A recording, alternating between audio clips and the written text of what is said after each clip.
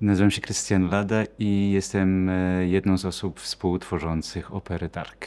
Od ponad 20 lat mieszkam i pracuję za granicą i taki pierwszy błysk w moim mózgu, jak usłyszałem tę propozycję, był taki, że chyba nie jestem kompetentny, żeby do tego tematu podchodzić, dlatego że tak długo już nie mieszkam w Polsce.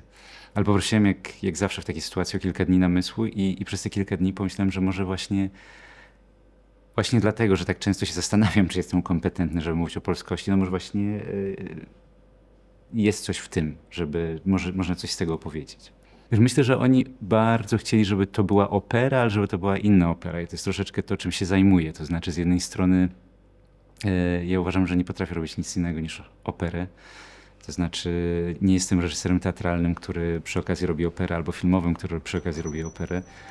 Tylko jestem człowiekiem opery, tak? Człowiekiem, który myśli operą, który jak słyszy muzykę, to widzi obrazy, jak czyta poezję, to myśli od razu o choreografii, czyli to spotykanie się różnych form sztuki mnie fascynuje.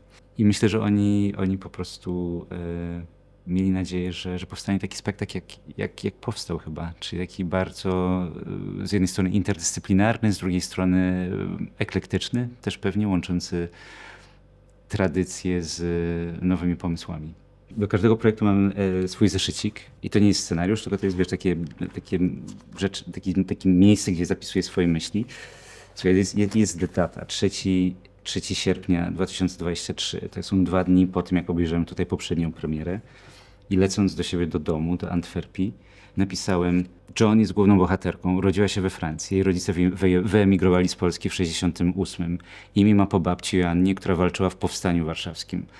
Babcia zginęła po wojnie, Joan nigdy jej nie poznała. Babcia była studentką Wydziału Wiolonczeli, instrument jest motywem przewodnim spektaklu. Joanna, postać grana przez wiolonczelistkę Dobrawę Czocher, Joan grana przez aktorkę Agnieszkę Grochowską.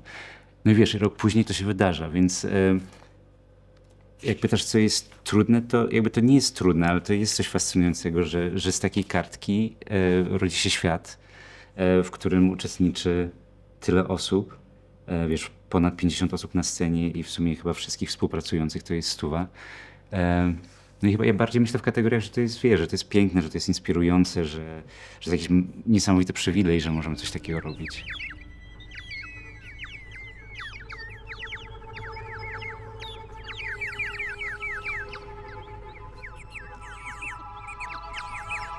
Ja się dobrze czuję w dużym formacie, mnie to jakoś nakręca, ale nie powiedziałbym, że to jest ciężkie albo że to jest stresujące.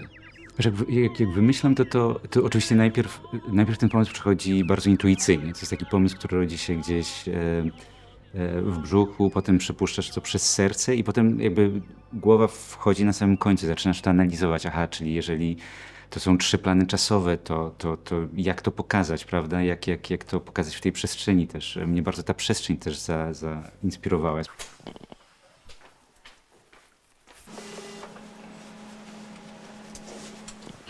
Słyszysz mnie, Staszku, teraz? Halo? Halo, słyszysz mnie? No, słyszę. No. Mógłbyś pomóc Rafałowi teraz włączyć ten efekt strobo na ekranie, jak będziemy robili przejście z Agnieszką? To jest tak, że to jest taka szkoła ufania, nie? Bo ja się na wielu rzeczach nie znam, tak? To znaczy mogę powiedzieć, że chcę, żeby na przykład coś było transmitowane na słuchawki, ale już potem musisz to komuś oddać. No i teraz oddajesz to komuś, z kim jeszcze nigdy nie współpracowałeś i po prostu musisz taki wziąć i dać kredyt zaufania, że no spotkamy się gdzieś w pół drogi, że to się wydarzy.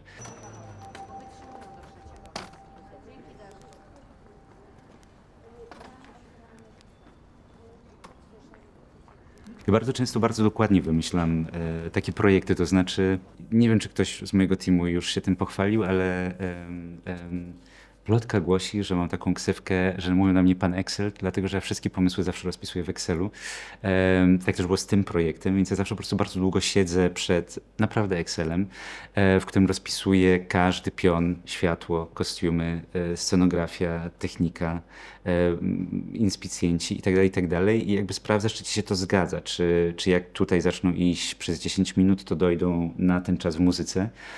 Więc problemem nie jest to na tych ostatnich próbach dla mnie, żeby domyślać rzeczy, tylko problem jest bardziej jakby gdzie jeszcze dolać oleju w tej maszynce, żeby trybiki trochę szybciej i łatwiej chodziły.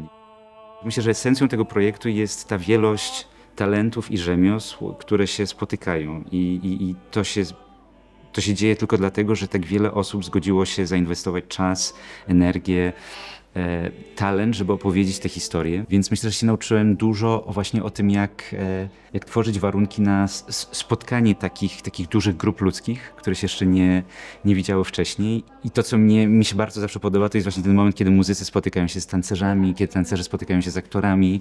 I to jest fantastyczne, jak bardzo różne potrzeby mogą mieć te grupy, a jednocześnie jak tworzą jeden proces, jeden projekt, to musisz wymyślić, jak ich połączyć, jak znaleźć tę warstwę wspólną. I to jest, ja to zawsze widzę w kategoriach zakładania wioski, która musi stworzyć ten spektakl, nie? I ta wioska musi działać. I tam w tej wiosce ludzie się muszą czasami lubić, a czasami tylko szanować.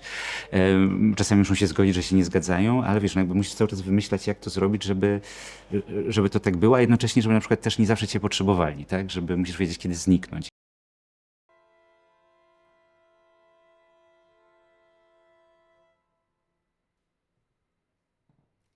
Wczoraj byłem trochę smutny, dlatego że dla mnie próba generalna to jest.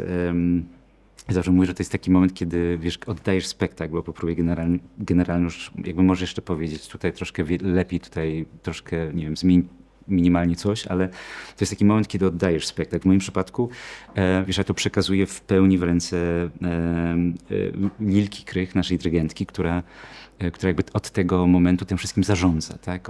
Ona prowadzi te grupy, prowadzi ten spektakl, nadaje mu energię, więc to jest od teraz najważniejsza osoba w tym spektaklu.